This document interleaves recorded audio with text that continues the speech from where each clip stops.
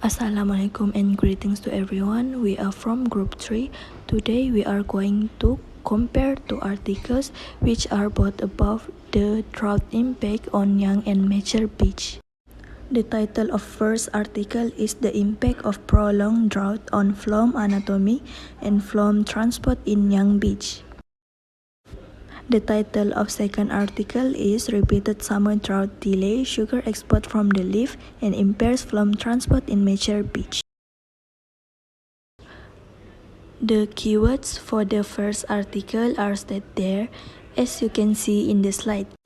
The objective for the first article is to determine how drought affect carbon transport and phloem transport capacity by combining 13 carbon pulse labeling of 8 years old beech trees.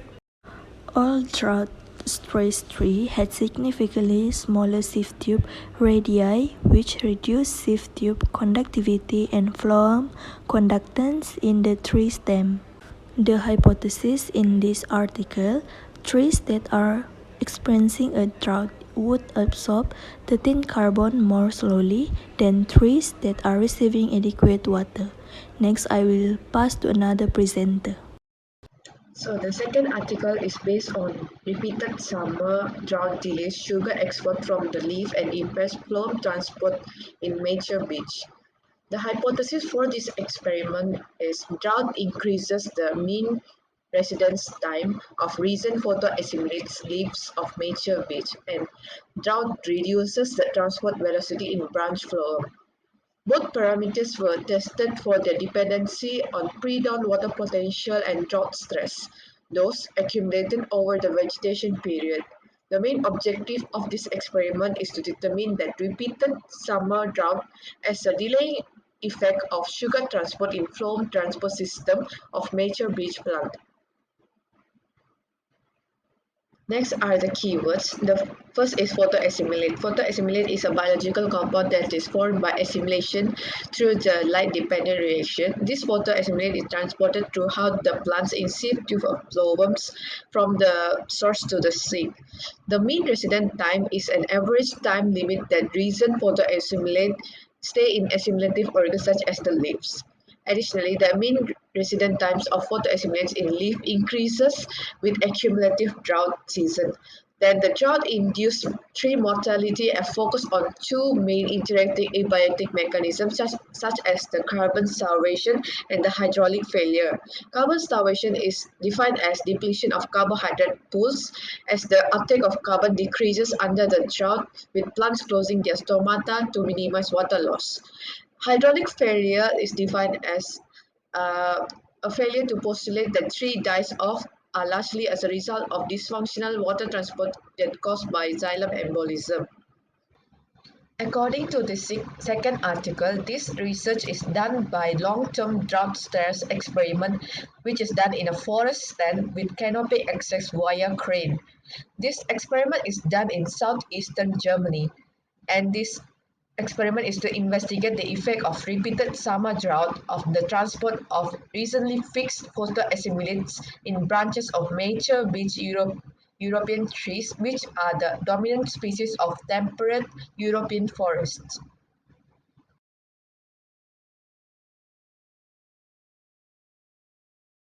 For materials and method, both articles used appropriate experimental design that can provide data to prove their research. For Article 1, transparent polycarbonate roof was installed above trees. 5 trees from irrigated trenches act as control, and 6 trees from not irrigated trenches were the drought treatment. For Article 2, there were plots with 4 controls and 4 truthful exclusions. Both articles used experimental and control groups to look at change related to an intervention. 13 carbon dioxide labeling method was used in both articles. Decrease in carbon dioxide concentration confirming carbon dioxide uptake. The above ground part of trees in Article 1 were enclosed with transparent cylinder, whereas in Article 2, one branch per beech tree was covered with a transparent plastic bag. Article 2 provided more information on the phloem transport velocity by continuously measuring carbon dioxide efflux and its delta 13 carbon signature. I believe Article 2 did well as the researcher provided adequate information to support the experiment. Both articles calculated pre-dawn water potential to know the plant water status. Article 2 also analyzed the drought stress level by calculating integrated soil water saturation deficit. Next, both articles used the same method to assess the mean resident time of excess 13 carbon in the leaves. Again, Article 2 provided extra method by assessing the leaf non-structural carbohydrates. To measure mean residence time of excess carbon-13 in phloem extracts, Article 1 used the exudation method. Phloem-soluble compound was extracted from bud strips infused with distilled water, filtered, evaporate, and weighed to calculate the excess carbon-13. Whereas, to measure the mean residence time and time of peak of excess carbon-13 in trunk respiration, in Article 1, trunk respiration and isotope composition was measured using a respiration chamber connected to a trace gas analyzer to measure the concentration of carbon dioxide. Measurement was taken 24 hours before and 96 hours after labeling. While Article 2 does not record any methods for the above measure. For phloem anatomy, in Article 1, image analysis software was used. 3 stem discs were collected and studied to measure the thickness of the phloem tissue, sleeve tube density, and cross-section area. Whereas, for estimation phloem conductivity and conductance, in Article 1, the hydraulic conductivity of sleeve tube was calculated according to the Hagen-Poiseuille law, and phloem hydraulic conductance at 3 levels were estimated using equation. Again, Article 2 does not record any method for the above measurement. Lastly, for statistical analysis, data in Article 1 was pooled per tree and 95 confidence interval calculated for control trees. The effect of drought was only taken into consideration if it was outside the confidence interval of the control treatment. While data in Article 2 was analyzed using R. Model was tested for normality and homogeneity of variance. A linear mixed effect model was calculated and data was plotted with the box plot and plot split function.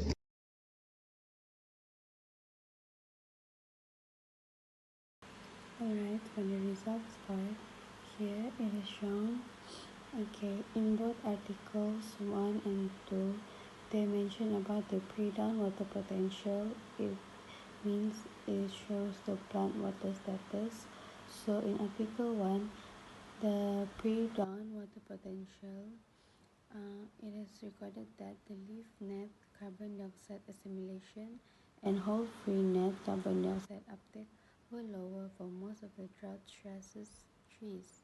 Meanwhile, in Article 2, it is stated there are no differences in the pre-dawn leaf water potential since a natural drought has reduced the pre-dawn water potential of control trees in late summer.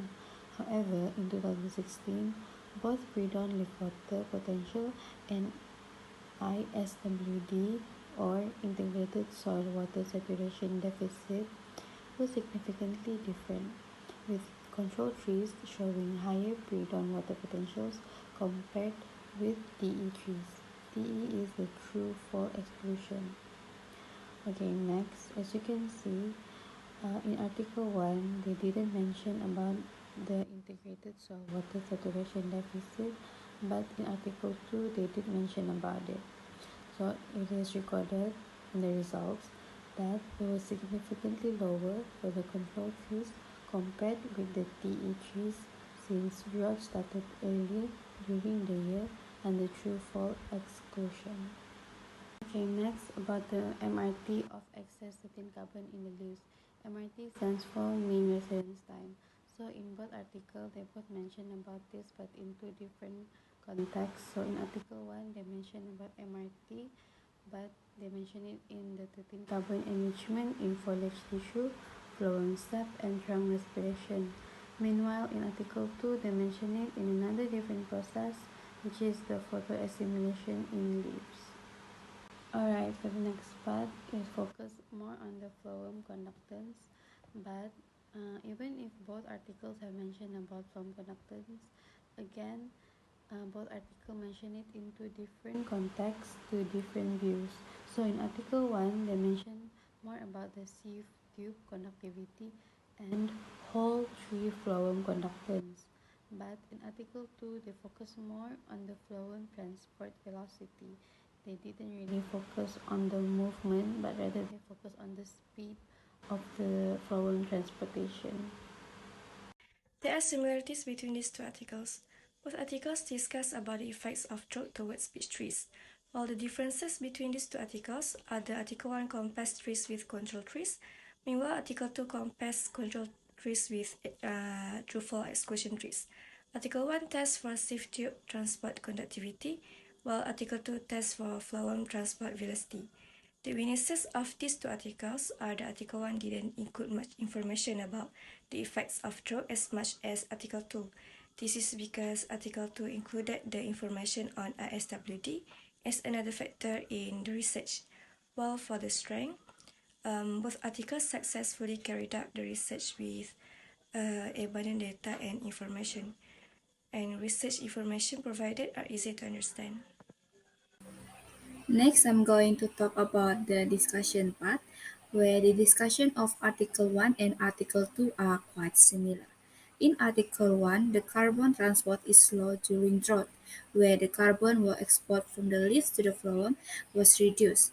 During drought, the phloem figure may decrease, which means it has lost lots of water.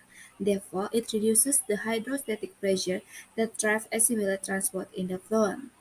And the phloem transport capacity is also reduced under the prolonged drought. This is due to the elastic walls of the phloem sieve tubes and water exchange occur between the phloem and the xylem. When the water transfer from the phloem to the xylem during drought, decrease the turgor in sieve tubes and cause a reduction in the hydraulic radius of the sieve tubes.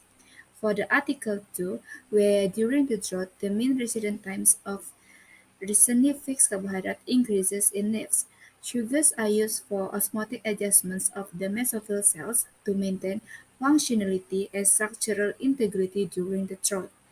And during drought also, the phloem transport velocity in the branch was reduced. Where the water in phloem decreases, it will increase the phloem viscosity, which will reduce the phloem transport.